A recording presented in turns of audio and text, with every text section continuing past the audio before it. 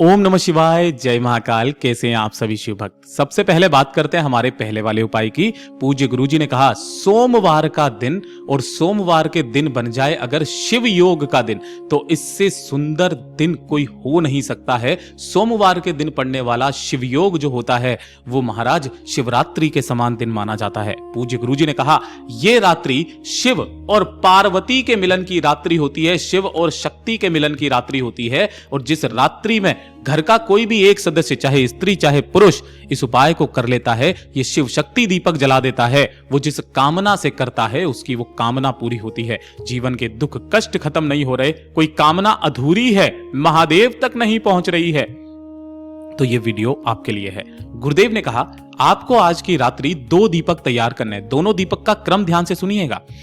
एक दीपक होगा, चाहे आटे का बना लो चाहे मिट्टी का। अगर आपके पास में मिट्टी का नहीं है, फटाफट से आटे का बना लिया करो, मैं भी यही करता हूं।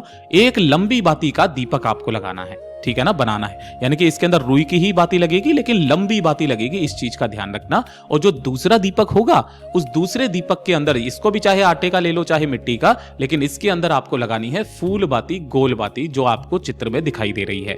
दोनों ही दीपक के अंदर जो आपको भरना है वो भरना है घी, ठीक है। अब ध्यान से सुनना उपाय करने का खास नियम और तरीका। गुरुदेव ने कहा कि इस वाले उपाय को जो किया जाता है ना, तो आज के दिन यानी कि शाम के समय जैसे ही सूर्य अस्त हो जाए, तो सूर्य अस्त होने के बाद में ही आपको यह उपाय करना है, उससे पहले नहीं करना है। यानी कि जब प्रदोष काल समाप्त हो जाए उसके पश्चात आपने इन दोनों दीपकों को जलाना है। साथ ही साथ में आपको लेने होंगे 2 चावल के दाने, जो कैसे होने चाहिए, अक्षत होने चाहिए, पूर्ण चावल के दाने हो, खंडित एक भी ना हो, ठीक है। अब इन दोनों के दोनों दीपकों को लेकर के आपके घर में जहां पर भी, ध्यान रखना बेलपत्र का पेड़ है, अगर बेलपत्र का पेड़ नहीं है तब कैसे करना है वो भी मैं आगे चल करके बताऊंगा।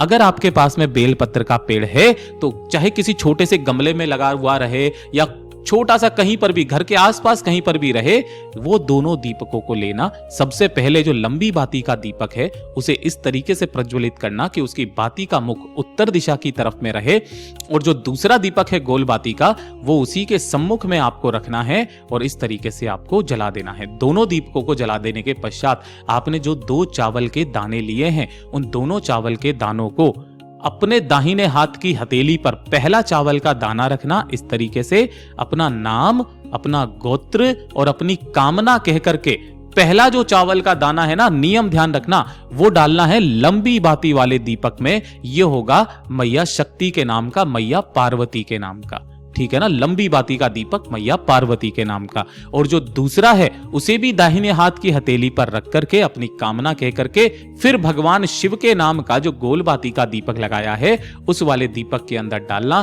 2 मिनट वहां पर बैठना। जो महादेव जी का मंत्र आता है, ध्यान रखना गुरुदेव ने कहा जो भी मंत्र आता है डायरेक्ट उठ करके मत आया करो, तभी आपकी कामना स्वीकार नहीं होती है। वहां पर 2 से 5 मिनट बैठें, महादेव जी का स्मरण करें, ध्यान करें, उनसे वंदन करें और उसके पश्चात वापस उठ करके आ जाएं।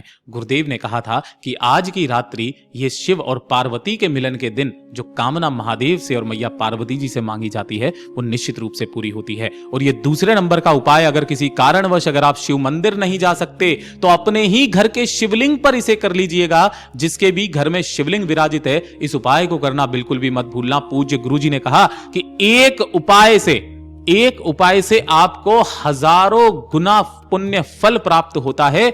आज की रात्रि जो भी व्यक्ति इस उपाय को करता है, गुरुदेव ने कहा था कि आप सभी ने ये वाला तो फूल देखा ही होगा, ये किसका होता है, आंकड़े का फूल। लेकिन इसी के जैसा एक और फूल होता है, जो होता है ये वाला नीला गुलाबी पुष्प। गुरुजी ने बोला था ये नीला गुलाबी पुष्प कुछ और नहीं, मंदार का ही पुष्प होता है, मंदार, ठीक है ना।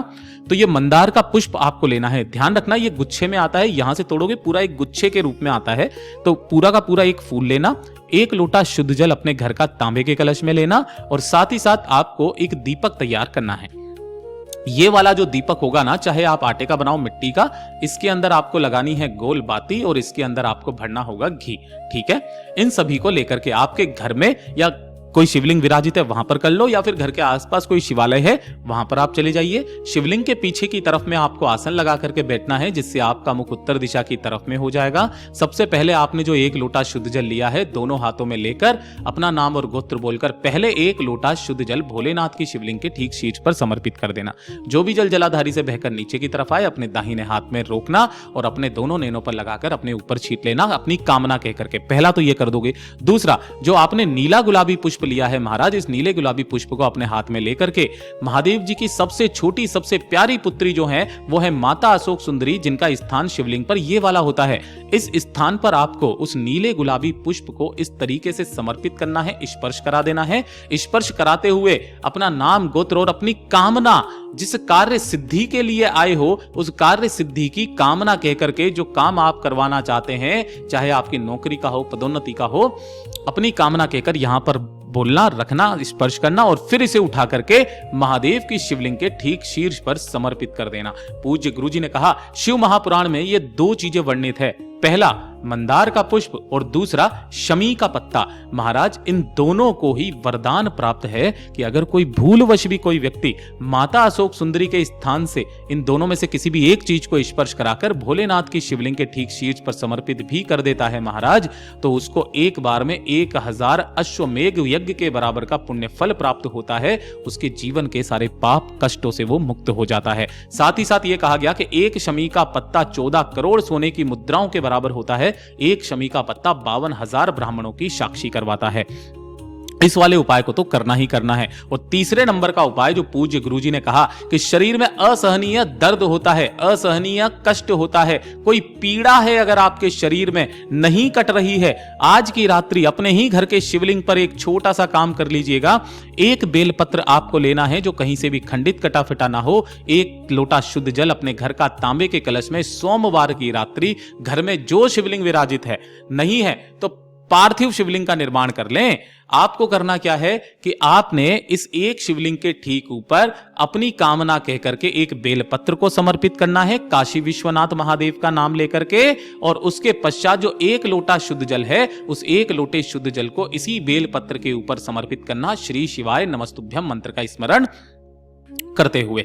जैसे ही संपूर्ण जल समर्पित हो जाए, इस बेल पत्र को यहां से उठाना, वहीं पर बैठकर आसन लगा करके अपने दाहिने हाथ की हथेली पर इस बेल पत्र को रखकर 108 बार महामृत्युंजय मंत्र, जो मैंने आपको पहले भी बताया था, ओम होम जूम सह ओम भूर्भुवस्वः ओम त्र्यंबकमजामहे सुगंधिम पुष्टि वर्धनम उर्वारुकमेव बन्नान मत्योर्मुक्षेमामृतात् ओम स्वभुव भुव ओम सह जूहो ओम। ये पूरा मंत्र होता है। इस पूरे मंत्र का 108 बार जाप करके वहीं बैठ करके इस 1 बेल पत्र को महाराज चबा चबा करके खा लेना, और उसके पश्चात वहां से उठ करके सीधा सोने के लिए चले जाना। पूज्य गुरुजी ने कहा, शरीर की ऐसा कोई कष्ट, ऐसा कोई पीड़ा नहीं जो आपको परेशान कर दे। पूज्य गुरुजी के सभी उपाय बहुत ही ज्यादा खास और अद्भुत जरूर कीजिएगा। वीडियो पसंद आए तो लाइक करना, चैनल को सब्सक्राइब जरूर कीजिएगा।